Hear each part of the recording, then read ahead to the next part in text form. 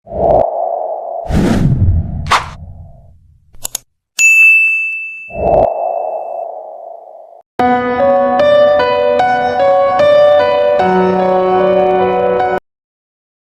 guys, balik lagi nih di channel Yanti Stories. Nah, seperti biasa, aku akan membawakan sebuah cerita horor yang berjudul Boneka Arwah. Kalian pasti tidak asing nih guys dengan boneka arwah kan? Karena sempat viral juga nih di beberapa waktu yang lalu, dimana boneka itu ada isinya guys. Nah, di cerita kali ini aku akan bercerita nih tentang Rati, seorang ibu rumah tangga yang mengadopsi sebuah boneka yang ternyata itu adalah boneka arwah guys. Nah, seperti apa kisahnya? Mari kita masuk ke ceritanya. Nah, jadi tugas ya, ceritanya ini dari seorang bapak, sebut saja namanya Andre. Andre ini mempunyai istri yang mungkin bisa dibilang agak depresi gitu. Karena baru saja kehilangan anaknya yang bisa dibilang meninggal secara misterius. Nah, si istrinya ini namanya Rati guys. Rati ini dia mempunyai boneka yang dia anggap tuh kayak anaknya guys. Nah, boneka ini konon katanya dia beli di tempat barang-barang antik gitu di pasar guys. Nah, si Rati ini semenjak dia ngurusin boneka ini guys, dia tuh kayak udah kurang kasih sayang atau kurang perhatian lah sama suaminya sendiri. Nah, pernah nih guys, di tengah malam pas hujan deras, suaminya dan dia ini bertengkar tuh gara-gara boneka itu. Akhirnya boneka itu suaminya buang tuh ke tempat sampah karena dia khawatir nih sama kondisi istrinya yang semakin hari semakin kayak orang gila gitu guys. Nah, karena si Andre ini kayak nggak tega tuh lihat istrinya terus-terusan menangis. Akhirnya dia memutuskan untuk mengambil kembali boneka yang sudah dia buang di tempat sampah. Untuk saja boneka itu belum diangkut nih sama truk sampah guys. Saat itu istrinya memohon nih kepada Andre untuk tidak membuang lagi boneka ini. Andre di situ tuh bingung guys, karena dia kasihan juga melihat kondisi Rati yang semakin hari tuh semakin aneh.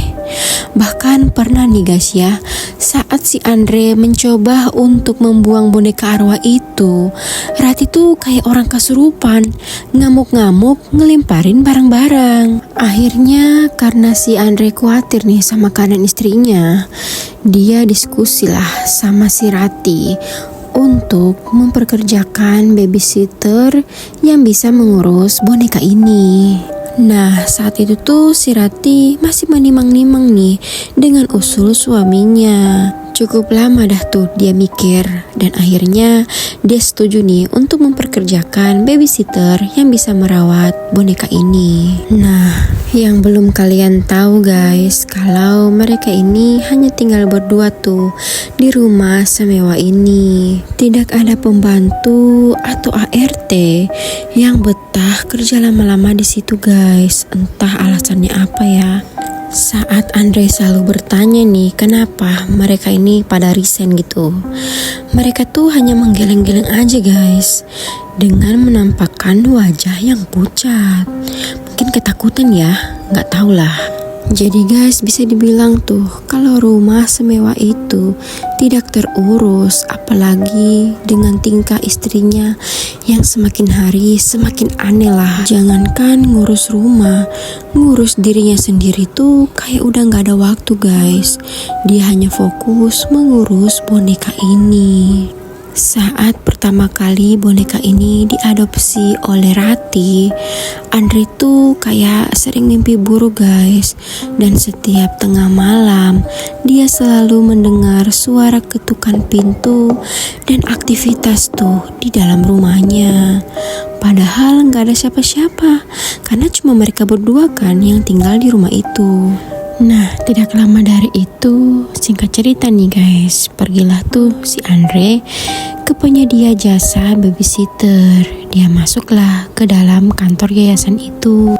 Nah, setelah dia puas nih guys ngobrol sama ketua yayasan, akhirnya Andre mendapatkan babysitter yang cocok nih dengan kriteria yang dia cari. Akhirnya kriteria itu jatuh sama salah satu babysitter yang sudah sangat berpengalaman guys. Sebut saja namanya Mayang. Tanpa berlama-lama, si Mayang ini dibawalah sama Pak Andre ke rumahnya.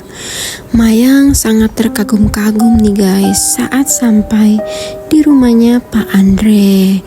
Dia melihat setiap sudut rumahnya Pak Andre tuh terkesan elit dan mewah. Dia juga sempat menanyakan nih usia anaknya Pak Andre yang akan dia jaga nanti. Di situ tuh si Andre ini guys langsung to the point kalau sebenarnya yang akan dirawat oleh Mayang itu tuh hanya sebuah boneka. Andre juga bilang ke Mayang nih kalau dia bakal tambahin gajinya asal dia bisa mengurus boneka ini secara telaten. Nah, tidak lama dari itu guys, terdengar suara pintu dibuka. Tampak si Rati keluar dari kamarnya dan duduk langsung nih di samping suaminya. Di situ tuh si Mayang nih kayak rada ketakutan nih guys melihat penampilan si Rati dengan wajah yang pucat, rambut acak-acakan, juga memakai daster yang lecek. Saat itu Rati pasrah aja tuh guys di situ karena dia memang nih sangat membutuhkan pekerjaan ini. Bisa dibilang Mayang ini tulang punggung keluarganya karena sejak lama ayahnya sudah meninggal dunia guys. Ketakutan Mayang saat ini tuh hanya tertuju pada istrinya Pak Andre. Dia takut kalau istrinya Pak Andre ini itu orang gila guys. Karena emang terlihat dari penampilannya si Rati ini, itu tuh emang mirip kayak orang gila. Nah, Mayang juga diberitahu sama si Rati kalau dia harus memberi makan boneka ini 3 kali sehari. Dalam hati si Mayang, emang boneka bisa makan? Nah, di situ tuh si Mayang hanya ngangguk saja guys. Tidak lama dari itu, Pak Andre membawa Mayang ke sebuah kamar yang terbilang cukup besar guys. Nah, Pak Andre bilang disinilah nanti si Mayang merawat boneka ini. Awal mula si Mayang kerja guys, belum ada kejadian aneh. Mayang masih merawat boneka ini layaknya seorang bayi. Dia juga sering menggantikan popok boneka ini guys. Nah, tiba waktunya di hari ke-10 di mana Mayang bekerja di rumah itu, tiba-tiba terjadi hal yang aneh. Di mana setiap dia bangun tidur guys, dia selalu melihat ada genangan air di lantai. Yang jelas-jelas kalau ditengok nih ke plafonnya tuh aman-aman aja guys. Nah, kejadian kayak gini tuh terjadi selama 3 hari berturut-turut guys. Bahkan ya guys, Mayang udah lapor nih ke Pak Andre. Sampai-sampai Pak Andre membawa tukang plafon nih. Dicek tuh plafon, tapi emang gak ada apa-apa, gak ada kebocoran sama sekali. Terus yang anehnya nih terjadi keesokan harinya guys, dimana bubur bayi tuh itu berceceran di lantai. Saat itu Mayang merasa aneh.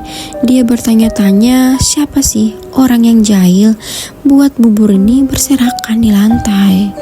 Nah, karena dia penasaran guys, akhirnya dia memutuskan untuk begadang di malam itu.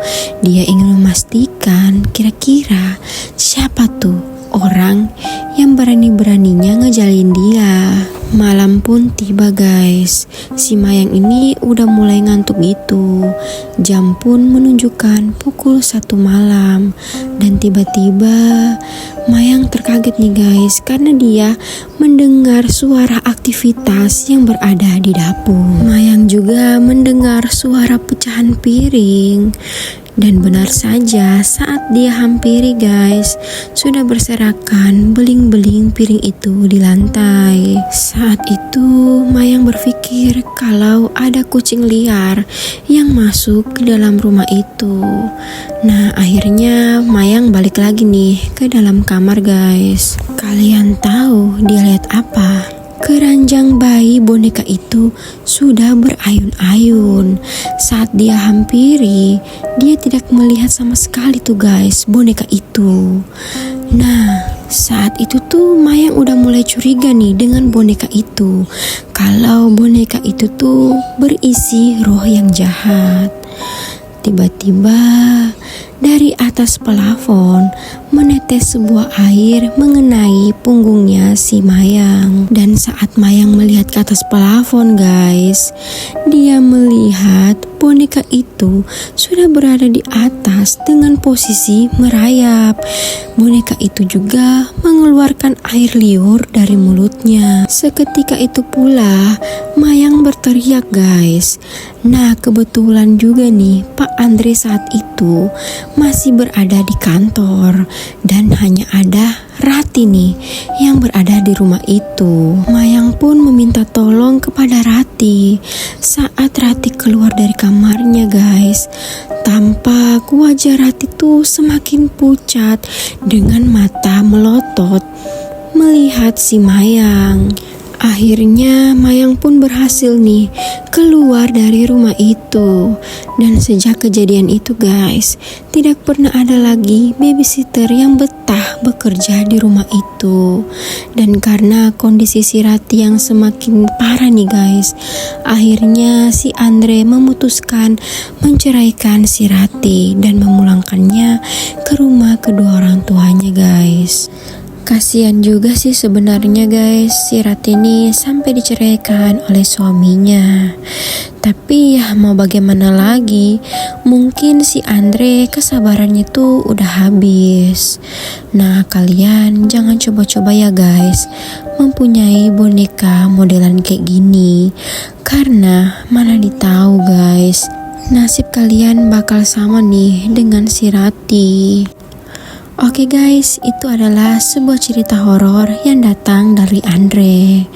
Nah, seperti biasa, buat kalian yang baru bergabung nih di channel Yanti Stories, jangan lupa like, komen, dan ayo subscribe channel ini agar kalian bisa mendapatkan notifikasi video-video terbaru dari channel aku. Terima kasih guys, sampai ketemu lagi di cerita horor selanjutnya. Assalamualaikum warahmatullahi wabarakatuh.